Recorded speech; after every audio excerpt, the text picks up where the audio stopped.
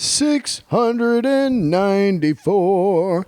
This is episode 694. What is going on, everybody? Monday. What is it, the first? God damn, year is flying by. Yeah, man. We got a new band today. They're not really new. They're new to me, and they've been together for 13 years. So they've been playing rock and roll as long as I've been doing comedy. And somebody sent over their new record to me a couple weeks ago. And I dug down the rabbit hole, and I was just completely thrilled to find this band now. The Black Delta Movement. My guest today is Matt Burr. He is the singer, songwriter, guitar player, the brains of the operation. And it was a thrill to have him on. Living out there in Europe, European style. Had to get up at 6:30 this morning to do this podcast, but it was well worth it. And I'm going to tell you this right now. This band's new record could be my favorite record of the year, and we're only on May 1st. So that record is called Recovery Effects, and it's out right now. 8-song masterpiece. They also have another record out that I want you to check out also called Preservation. That came out in 2018. So it's better late than never that I found this band and many bands that I hear about and go, what the hell? These guys got like 5 records out or 2 records or 3. So whenever I hear something great, I want to shout it out. Just like a couple weeks ago when when I had spotlights on. Anyway, you're going to love this episode, and I can't wait to see this band hopefully this year live over in the U.S., and I know you guys are going to dig it. If you're into what I would call a little heroin rock, a little David Lynch music, they've got that dark, cool vibe that I love. Little flavors of Nick Cave, Morphine, Soul Coffin, The Swans, all of that Hate Street hero music, we used to call it when I was growing up in the Bay. Dude, here comes the Hate Street heroes. Man, it's good. This record is fantastic. Before I bring on Matt, let's do a couple things here. I want to talk about my good friend Joey Diaz has a book coming out tomorrow, okay? And I want everybody to buy this. This is just epic. Joey Diaz coming out with a book. It does not get any cooler than that. I cannot wait to read it. And yeah, man, get yourself the Joey Diaz book. Oh my God. It's going to be hard to read it and not hear his voice. You cocksuckers. Tremendous. The Life of a Comedy Savage, Joey Coco Diaz, comes out tomorrow. Congrats, Joey. I love you. And I'm so proud of you. And that is just so cool. Now that Joey has a book, I need to try to sit down and write one.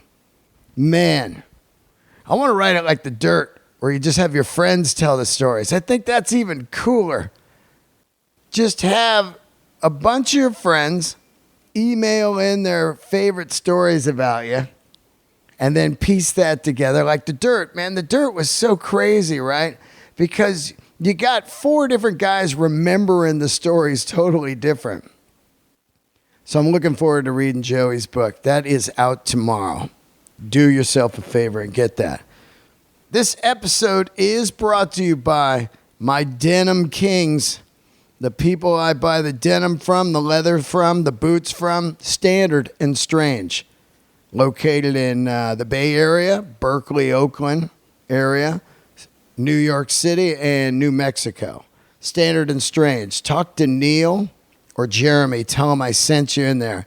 Specializing in some of the best denim ever. Momotaro and killer Real McCoys. The Real McCoys make the best stuff on the planet. Best leathers, best...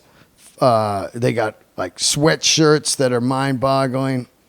Standard and Strange. This place is unreal. Also, If you can hear that snoring in the background, that is my dog Gertie. And she is snoring because she just ate dinner. And she had herself a fresh bowl of Migos dog food. Migos, made right in Malibu, California, human-grade food. They deliver all over LA now. Or you can get it at Erewhon or Healthy Spot. Go to their website, migosdog.com, and check out all the different deals they got going. Fantastic food. Unbelievable. Gertrude's been eating it for about a year now, and she is just in love with it. Gertie, you want your dog to be around for a long time. Do not feed your dog bullshit.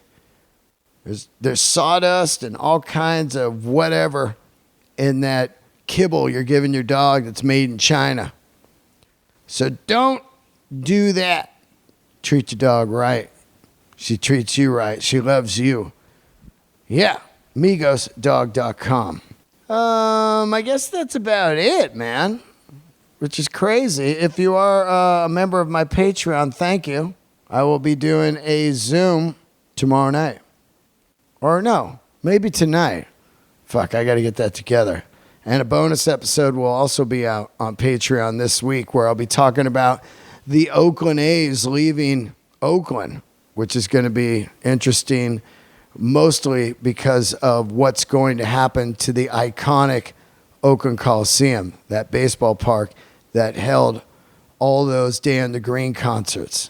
So I'll be talking about that. I'll also be talking about one of my favorite bands of all time, The Cars, and Bed Bath & Beyond going out of business.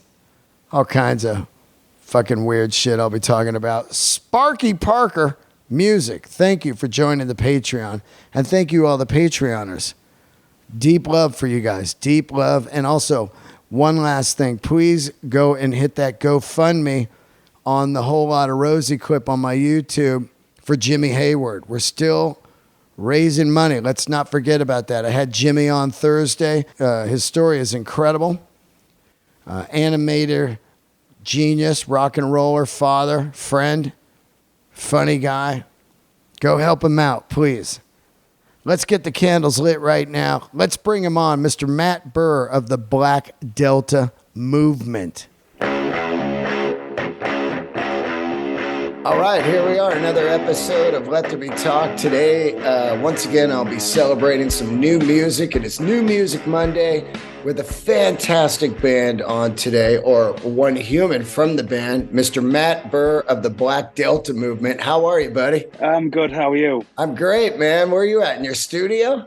Yeah, just in my studio in Hull, England, Yorkshire. So, yeah. I'm just getting ready for the launch gigs. We've got the launch shows for the album this week, getting everything ready. I got to tell you, man, it's like May 1st and we're early in the year, but you may have made my favorite record of the year. No way. Thanks, man. Yeah, it's really wild because somebody sent it over to me, and I think you heard I was promoting it on the podcast a couple of weeks ago where they said, hey, this is kind of like Brian Jonestown Massacre. I think you'll dig it. And I put it on. Usually when somebody says that somebody sounds like somebody, it's going to be a bummer, you know? Yeah, completely. yeah. Especially when it comes to like desert rock. When people send over like desert rock, I'm like, dude, I already got Caius. I'm good. You know?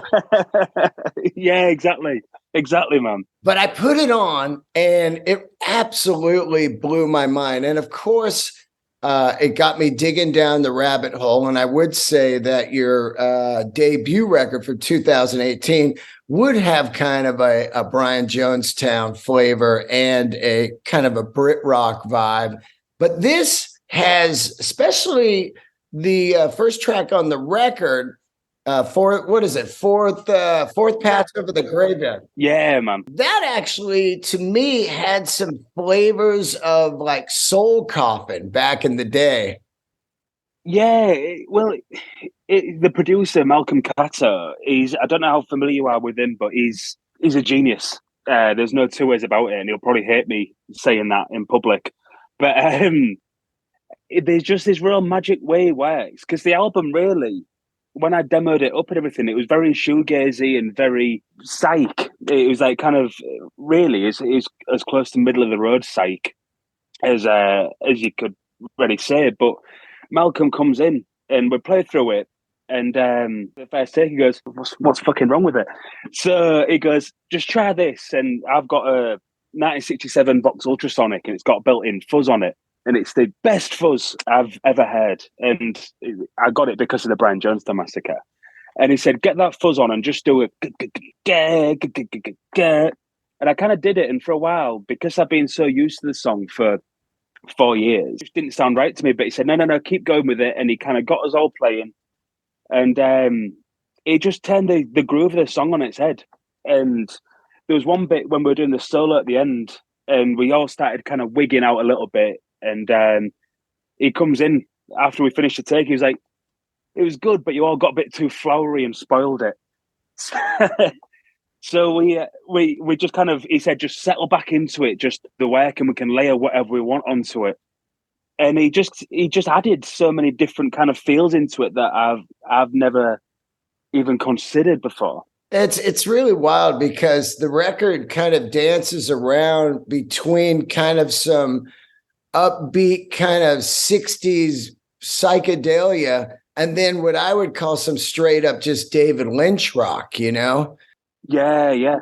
And this is kind of the second slight comparison that I've had in a few weeks. I had Spotlights on a couple weeks ago, but there is some kind of Swans vibe in it, like Hiding in the Tall Grass, you know, some real dark, cool shit.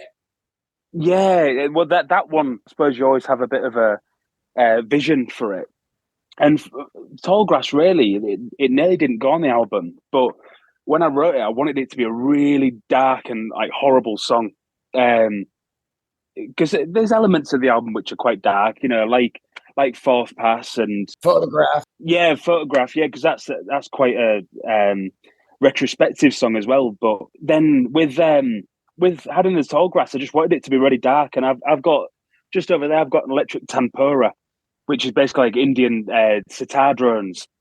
And I said to Malcolm, "I really want to use this on something." He said, "Put it through a wah pedal, man."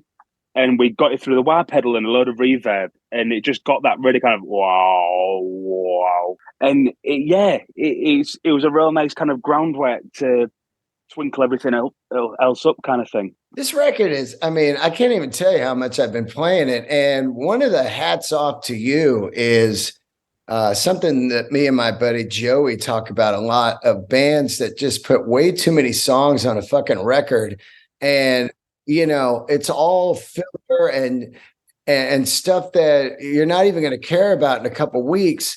But you went with 8 tracks, and in some people's minds, like maybe right now, would think, is this an EP? But in the 70s and the 60s, records were 6, 7, 8 songs. Yeah, it will. I think part of the problem we had, because we actually recorded 11 songs, 12, but one of them got scrapped in the recording process. But one of the big things that kind of kept us to that as well, that we obviously you're restricted how much can go on a vinyl. You can squeeze bits on and you know, sacrifice some of the quality and everything. But we just thought, from my point of view, it's taken me 5 years to release this album. So I just wanted it to slap as much as possible rather than just fill it out with, you know, with something that maybe doesn't quite fit the vibe of the album. And I quite like, if you keep an album brief, people don't get bored of it so quickly. Like, I want people to hear all the album. Exactly. That's a lot like in comedy right now. You know, people, it's like, oh, you shoot the hour. And now, you know, in a TikTok and an Instagram world, people they just don't have the time, and the ADD is just at the maximum right now. And you're right, man. People might not ever even get to the back. And also in this weird world of where the bands are releasing 1, 2, 3, 4, 5 singles before the record comes out. And then by the time it comes out, people have moved on. Yeah, well, that's the other thing is, like, the label Fuzz Club said to do 3 singles, which I thought was quite a good number for it, really. Initially, we were going to self-release it before Fuzz Club said they were interested. And we'd initially said 4 singles, but it's like, that's half the fucking album. It's pointless. And, you know, I want I want people. I buy albums and I listen to albums as a full thing. So I want to put that out for people who listen to that as well. But not to sound like an old get, but it seems like kids now, they don't listen to albums. The art of the albums kind of disappeared a little bit, and I really want to really focus on that. I think if I'd have had more time and money, I'd have liked to have done B-sides for each single as well, because the art of the B-side's gone as well. Yeah, absolutely. And, it's kind of gone back to that 50s of like Buddy Holly, Richie Valens, and, Motown era, where you just released a few singles and then you just sent a bunch of guys on tour, which was bizarre, Yeah, completely. The music industry is in a really weird position at the minute, and it'll be obviously the same for you with comedy as well.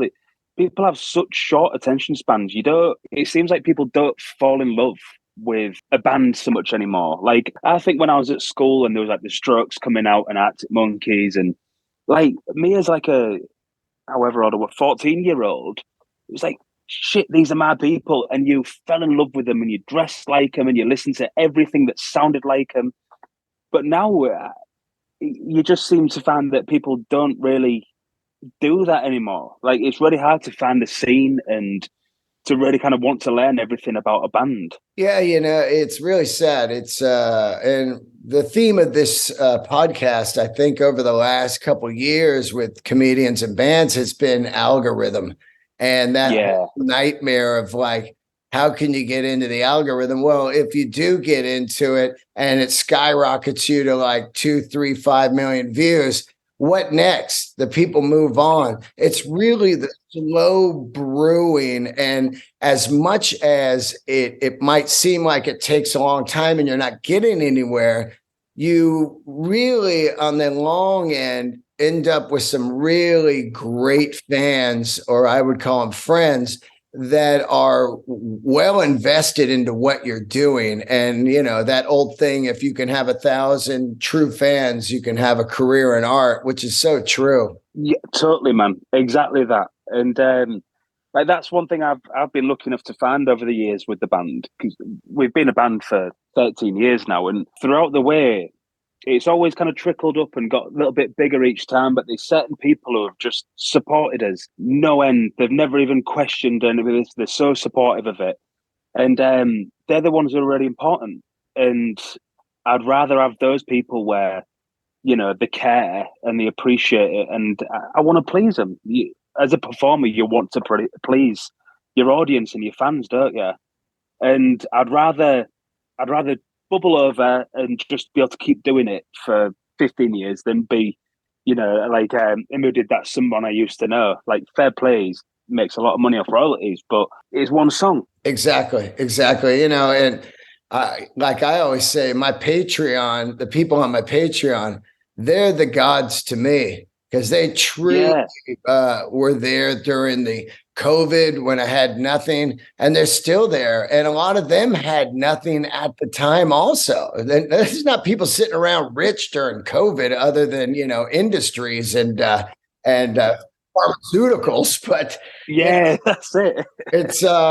It means the world to me. And I when I hear a record like what you've put out here, and I want to tell everybody what it's called, because I want you to immediately listen to this record, Recovery Effects.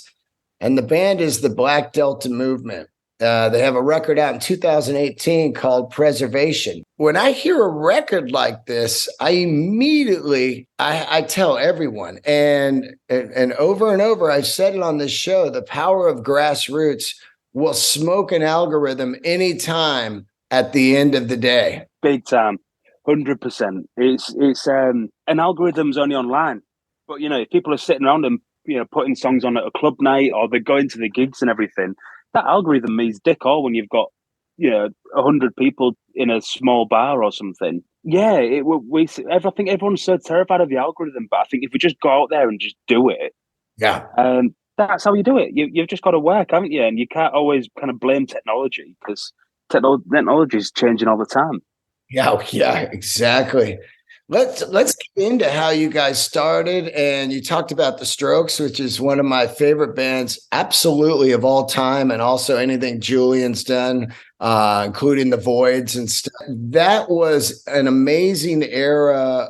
We were going through. We had this big boom in the '80s of all types of different music, of course, from Jane's Addiction to Guns N' Roses, and then it kind of switches into this kind of cool melting pot of anything from gangster rap to singer-songwriter wallflowers to grunge. And then there was this long period of music was happening, but then a little thing called the Strokes, the Yeah Yeah Yeahs, Interpol. This comes around, the leather jackets come out, the guitars are on, and it feels dangerous again. And it was some of the best music I had heard in years, and a movement of where people were dressing rock and going out, and they were way into it. So you being 14 years old, what were you listening to? And then that scene hits you. Well, I was really lucky that my dad raised me in a really good way musically. So I grew up with like the Beatles, the Jam, Oasis, Blair. Like my first ever gig was Ocean Colour Scene at Hull City Hall when I was 8 years old, and then it was Oasis when I was 9.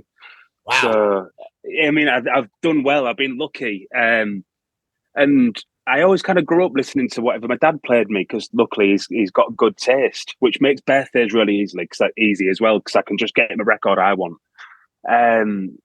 But then all of that hit in the early noughties, and I remember there was a show on over here called The Hits, and then there was on E4, I can't remember what the name of it was, Freshly Squeezed, and my dad shouts me through, and he goes, "Matt, come here," and there's Arctic Monkeys. I bet you look good on the dance floor, and he goes, "These are going to be massive," and literally 2 weeks later, just blew up. And it was like, although me and my dad always still liked all the same stuff, that felt like my era. And, you had like Arctic Monkeys, you had Block Party, and yeah, you had the Strokes and everything. I was a late comer to the Strokes, really, and I've still not seen them, but I do want to see them in London in August. But then I also found that there was like, obviously the Hives from Sweden and the Vines. I mean, the Hives are probably the last truly great rock and roll band, aren't they? They're incredible. Like what they do is so unique and ballsy. Also, Franz Ferdinand. Man, yeah, I adored that band. I listened to them non-stop. Then there was another one that I really fell in love with, because I had a hard time at school. I got quite badly bullied, and music was like my haven, really. And I found a band called Mando Diao, and they were supporting Dirty Pretty Things, who was Carl Barat's band after the Libertines. And they felt like my secret band. Like in Europe, they were like Oasis, but in the UK, nobody had heard of them. And their first 3 albums were as good indie as it gets. They were so good. And I kind of based a lot of, in my first band, I wanted to be Mando Diao.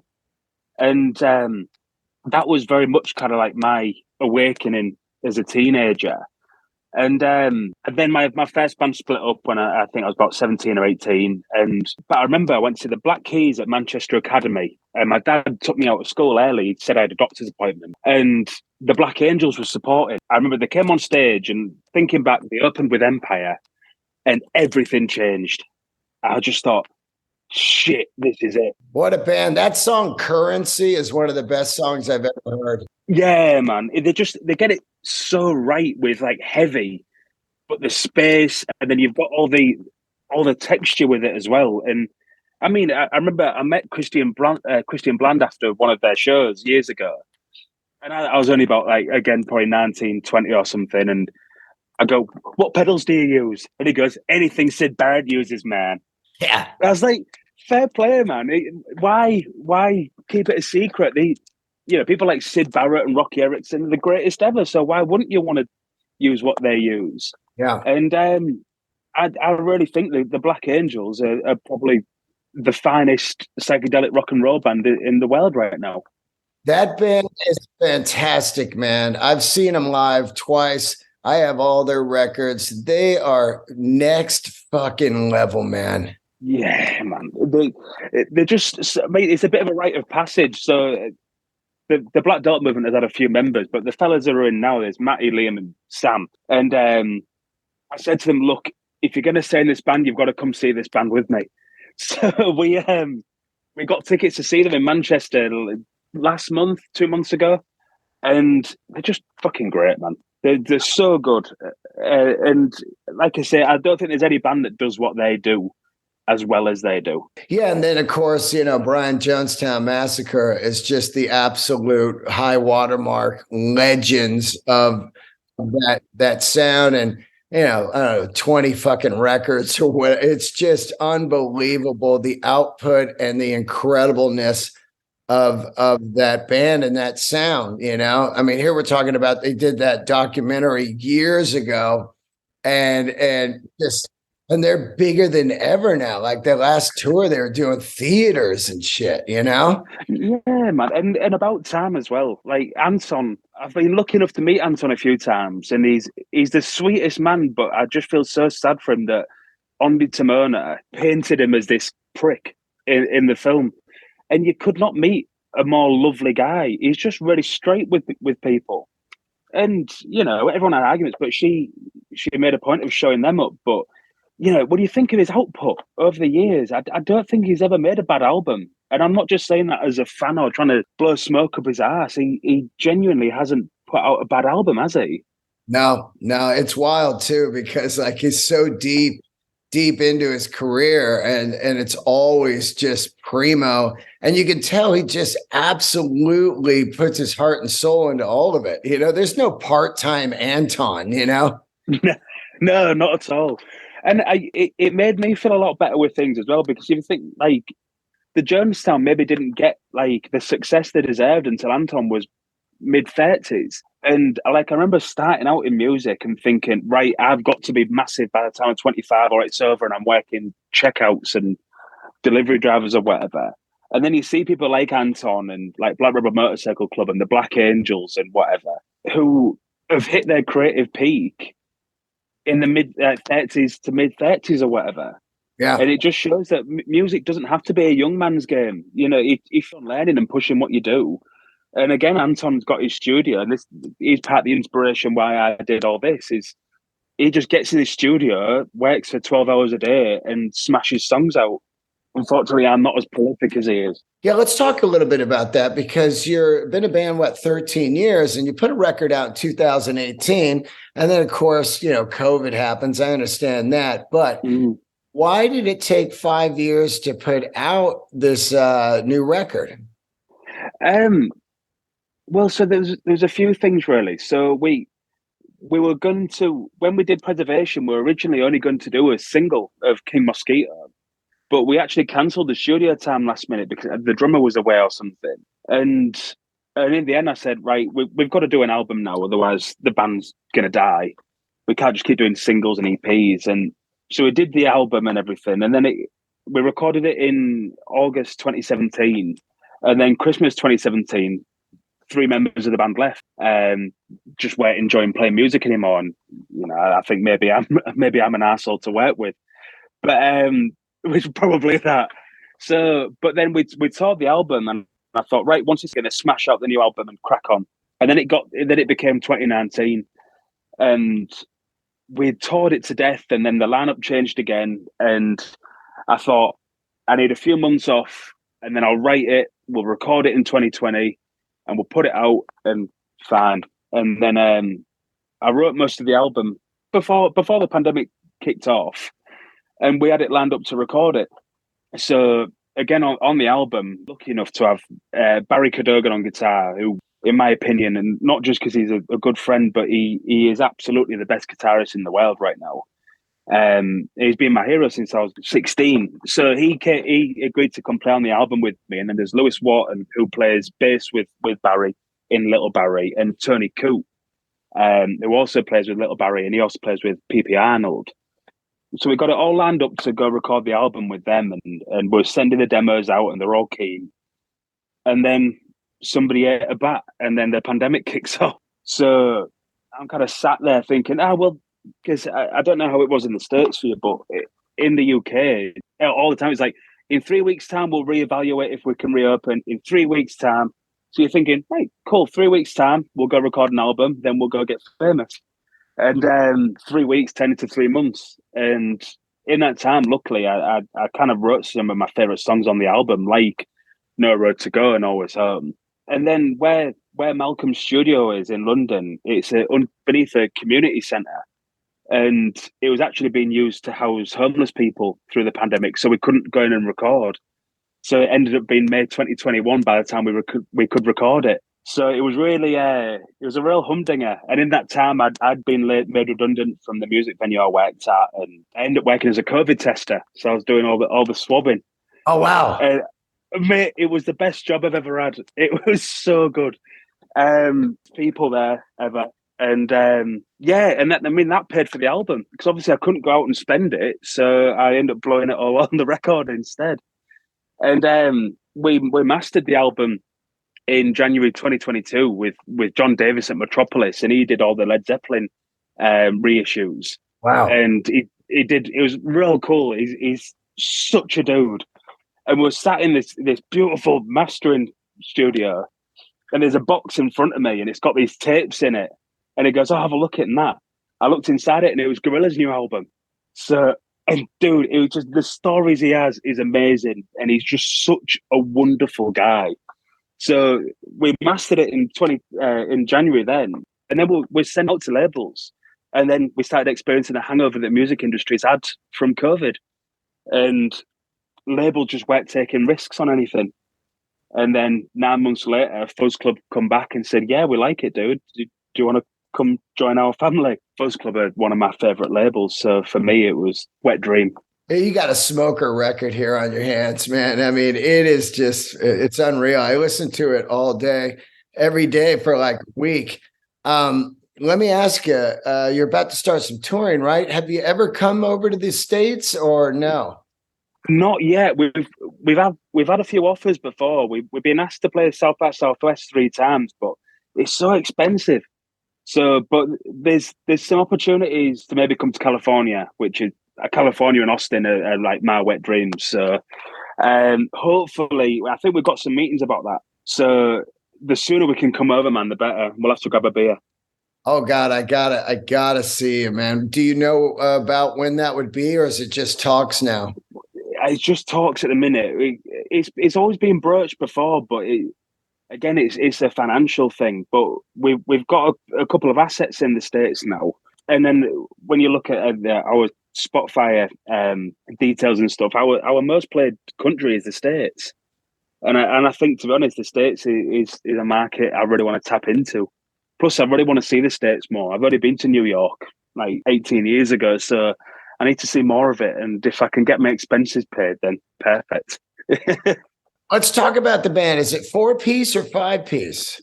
It's a 4-piece at the minute. We used to be a 5-piece with 2 drummers, and I was really, really happy with the sound there. But yeah, so it's a 4-piece now. So there's me on guitar and vocals, and then there's Liam Yates playing guitar, and Matty Laws on bass, and then there's Sam Matthews on the drums. So there's a lot of Matthews in the band. And they came up to me before the pandemic started and said, "Oh, if you need any members again, let me know, and I'll come down." And the poor guys have been sat waiting with me for like 4 years now, waiting to gig.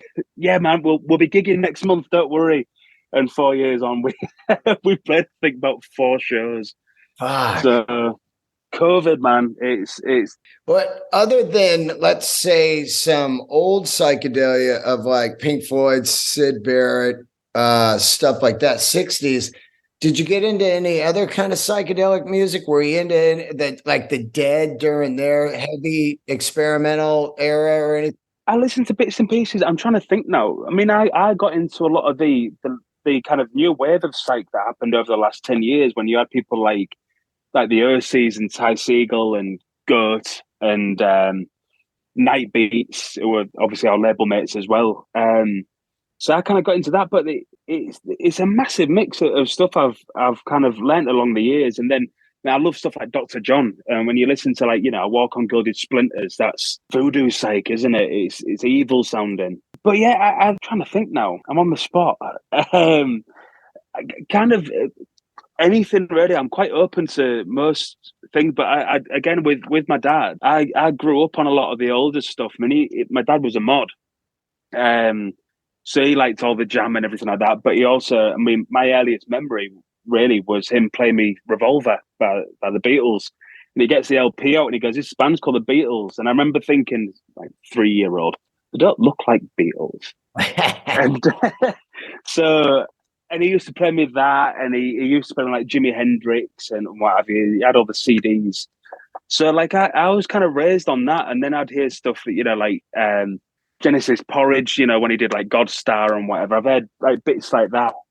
But for me, I love the real kind of guitar driven stuff and the stuff where you're working from not a lot to make these kind of soundscapes, like the 34 Elevators. Apart from the Electric Drug, they were just a straight up 4-piece, weren't they? So a bit of everything, really. But like I say, the new wave stuff was really, really exciting, and some of the stuff coming out through there was really like eye opening. And the Black Angels. But I think the band to thank for all that is the Brian Jonestown Massacre.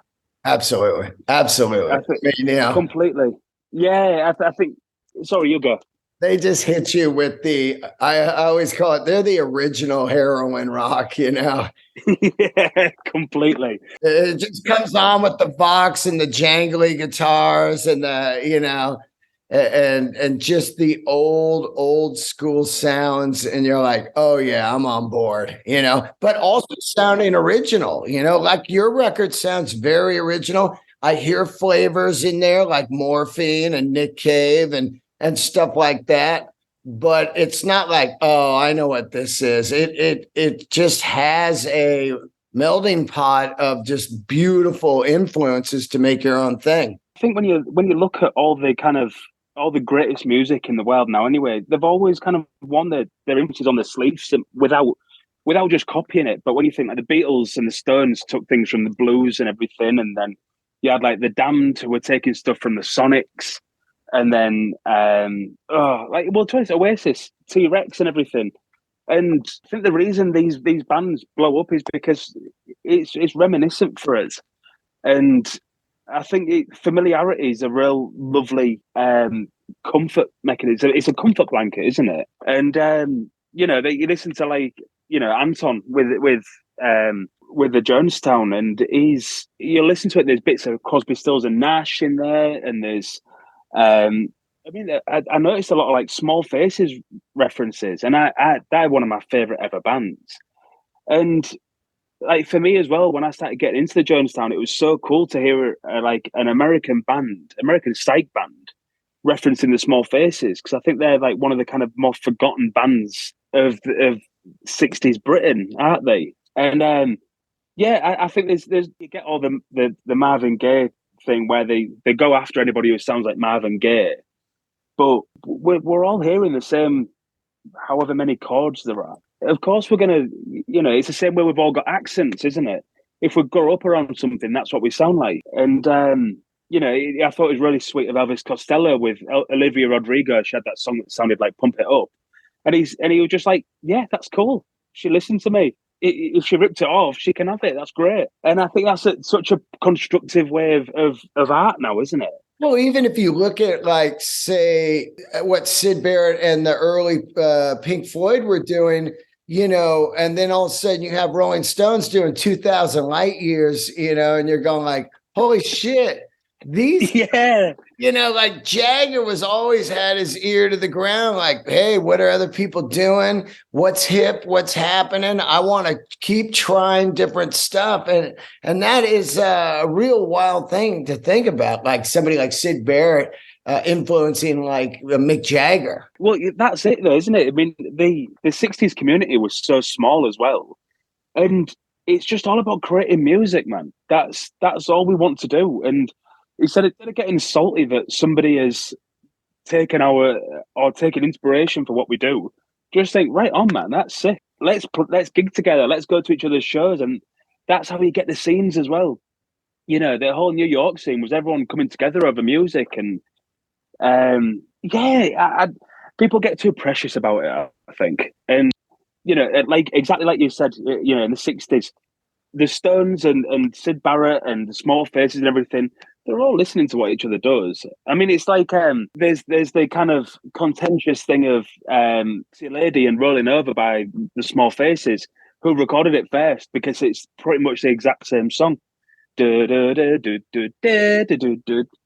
But who gives a shit? They're both great songs. Yeah, yeah. And at the end of the day, it's very hard in music to do anything where you go, I've never heard this before. I mean, that's almost, I mean, there was small pockets over the years, say hip hop really exploded. There Yeah. was a new form and for sure. And then also stuff like Kraftwerk, way back. Ooh, this is new. But there's nobody where it comes out and you go, I've never heard this before at all. You're always going to say, I know where this is coming from. Of course you are. It's like the accents thing, isn't it? Even if you come out, doing like electro pop record, someone's always going to go, well, that's that. Or there's always going to be echoes because we've not found it. But can we go with music now? I feel like we've covered everything. Like in 60 years, I think every genre possible has been covered. It was interesting with Malcolm, who produced the record, because he used to drum for DJ Shadow, and he actually gave Shadow a few 7-inches for introducing. And he was saying, like, when it comes to hip hop and such, he said, hip hop sampled R&B, it's sampled rock, but it's not sampled psychedelic music yet. And I thought, yeah, that's interesting, man. And then I said that to a mate of mine. He said, oh, no, it's this album, which I've forgotten the album.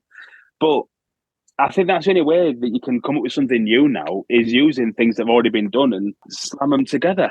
Yeah, yeah. Can you imagine like hip hop sampling some like ancient like country music also?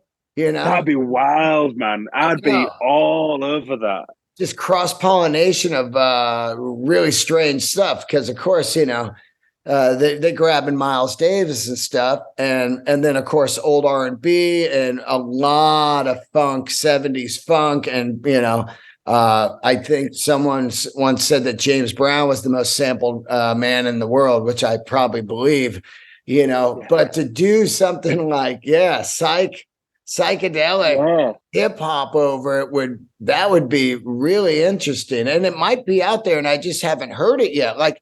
That's the thing also with music. You guys have been around. I'm hardcore into new music, always looking for it. And you guys have been around for years and I hadn't even heard of you. So I'm always digging. So you never know what's out there. That's it. You've always just got to keep looking out. You've never completed it. And I feel sad for people who just like studying new music anymore. I've found the bands I like because, if like for me, I could have quite happily sat and listened to the Black Angels for the rest of my life. But then there's bands coming out now like Viagra Boys and Warm Dusha and stuff who are just so fucking cool, man. And why would you want to like give up hearing all these new bands? Well, they definitely, you and myself being artists, they inspire us also. That's crazy because I think that people stop getting creative when they're stuck in a box of I listen to these 10 bands and I watch these 20 movies every year. Look, I'm the movies. Like every year I watch Jaws and Godfather and Apocalypse Now and Chinatown and Deer Hunt. But man, what a fun. But when it comes to music, man, it's almost like a buzz for me, man, like a rush. And it goes back to that junior high in the playground with the Walkman of like, dude, you got to hear this fucking, this Prince Sign of the Times record, or whatever. You're just turning people on to stuff and you hope that they take it in. But I would say you're right. Like, I would say about 70% of the people are like, yeah, I'll check it out. And they don't, Yeah, well, I mean, the amount of people I was sending, you need to listen to this, man, and then they don't listen to it, and it's, I mean, if you keep getting the same albums from people all the time, then you're going to be like, oh, fucking hell, I'll listen to it later. But yeah, it's, and me and my friend, we make a really big thing of like sending each other records all the time and albums. Mate, you got to listen to this. And then my other mate, Karma, as well. We had a big thing. We've been planning it for about 3 years now to have a record night. So we bring 10 or 12 records to each other's houses and we listen to every record over a few drinks. 3 years later, still not done it. But that's life, isn't it? But it's that thing of when you sit with somebody, you go, dude, you need to hear this. This is the best thing ever. Mate, it's such a tight bond you have with people as well by doing them things, I think. Yeah, it's a trust thing too. I got a few buddies like that. I think as you get older, you get these buddies that are way into music still. Mine being Greg Dooley from the Afghan Wigs and then Jay from Rival Sons. Whenever we're around each other, it's like, man, you heard this? Have you heard this? Hey, have you heard this? And it's wild because he'll have stuff I have no idea, and I have stuff he has no idea, and we're both into music. I was like, man, I've never heard this, you know? Yeah. Well, yeah, that's it. And it's such an intensely personal thing as well, isn't it? Music. So you kind of bury yourself like that. It's a real nice thing. And I think it's a really big compliment to have somebody send you a band because that's them going, I really like this and I want you to like it. I think it's a really sweet thing. Really, and I think, and again, kind of going back to the whole algorithm thing and the attention span and everything. Like, I don't think people have that same. But I think for the by and large, a lot of people now they don't have that same passion for it. It's like, oh my god, this is so special. I've got to show it to somebody. And then you on the other end of the spectrum, you get the hipster assholes who don't want anyone to hear that music because it's their own secret band, and it's like, oh, get fucked, man. Like, that band is, yeah, man, they're the worst. Because, like, them keeping that band a secret can't afford to keep going if they're already being played by the same 10 people. This is our band. That started back in punk rock, you know, like 70s punk rock, like the Clash, our band, you know, and then like Strummer was like, fuck you, this band's for the people, not just a certain amount of people. Yeah, that's it, man. And this is where, like, the Black Keys I love because, like, they didn't want to put all these songs in adverts at first, did they? Because, like, oh no, people will think we sold out. And then they did, and they got massive. And people going, the sellouts. Get stretched. Like, these guys are making money, and they're still making great albums. Yeah. Like, why would you be salty about? And you know, but then you look at bands like Queens of the Stone Age as well. I mean, they've always been like quite a big band, but they really sent it, and they've gone like astronomic now, and man, I just feel happy for them. And oh god, yeah, you know why I'm happy is that means there's a shitload of people out there that are into some music that's not your radio fucking force-fed bullshit. So I'm totally, like, hey man, if 5 million people love Josh Homme, that's a good thing because you know, it's like in the movie world, when a good movie comes out that's not a superhero film, you're like, God, please make some more of those like they used to do. Totally, man. This is it. And I got to say, with Homme as well, he's a rock star. Like, I saw them in Finsbury Park in London years ago, and they had Iggy Pop and the Hive supporting and Run the Jewels. So it was insane. But when Queens of the Stone Age on stage, they looked like they could kick the shit out of everybody in that audience in one go. And you look at him and he's like, you know, he's a sweet guy, but he's also terrifying. And I'm gutted. We all tried to get tickets to see them in Halifax in June, but it's sold out like that. So we've all missed out. But they really are one of the greatest rock and roll bands out there now. And then, you know, you still meet all these like purist Queens fans who are like, no, they're sold out when they did The Way You Used To. Fuck off, man. Yeah. It's a great album. Yeah, again, Queens have not done a bad album. No, man. It's well, Josh is to me is the high watermark of art. I always think about things I do and I'm like, well, would Josh do this? And you know, in a way of like, he's a good captain of the ship. He doesn't do any bullshit. He tells you how it is. People get angry and he's like, yeah. You think my records would be good if I was a normal person? Fuck you. Yeah, You know? that's This it, is isn't the it? danger you like, and this is it. Sometimes the tiger bites, man. You know, Siegfried and Roy. Sometimes the circus gets out of control. And that's where Homie is amazing with it. He just lets things just send. He just lets it go, and he's got such a unique way of playing guitar as well that even if you learn all the little scales that he does, you're still not Josh Homme. Yeah, yeah. You know, you meet him ten a penny, all these people who want to be Homme, but you'll never be Josh Homme. No, yeah. Never. I'd love to be, but there's no way. I'm not tall enough for a start. But what a man! Are you a comedy fan? I love comedy. Yeah. Yeah, man. So I've obviously watched a lot of your things, and I'm a big fan of Bill Burr as well, and Ricky Gervais, and there's a new guy in England called Paul Smith. I don't know if you've found him on the algorithm. No. He's a Scouser, and he's fucking hilarious, man. He's really good. Yeah, definitely worth checking him out. Yeah, it's like the most like straight down the middle British name ever, Paul Smith, but really, really good, man. Listen, man, it was great talking to you, Matt. And once again, I absolutely love this record. It's called The Recovery Effects. It's out right now. They got a great video, Fourth Pass Over the Graveyard, that is just fantastic. And I don't know if you have any other videos out, but go to YouTube, also hit their website, follow them on Instagram. Give them your Instagram because it's like BD movement, right? Yes, BDM official. Okay. And then, and you're going to be playing some shows in Europe? Yeah, so we've got two launch shows. On the 3rd of May, we're playing in London at the 100 Club. We've got Teig and Koabe from Boningen, who, if you've not checked them out, band. And there's Oliver Marson opening the show up. And then we've got the New Adelphi Club in Hull on Friday the 5th of May, which is also my mother's birthday, so I better get a good present for her. And we've got The Fruit and the Big River Boys supporting there. And the Adelphi is like a legendary venue. It's like the #1 jewel in Hull's crown. So it's really nice to kind of launch the album at these two real legendary venues. And then we're going to be touring later in the year. We're just getting them all booked now.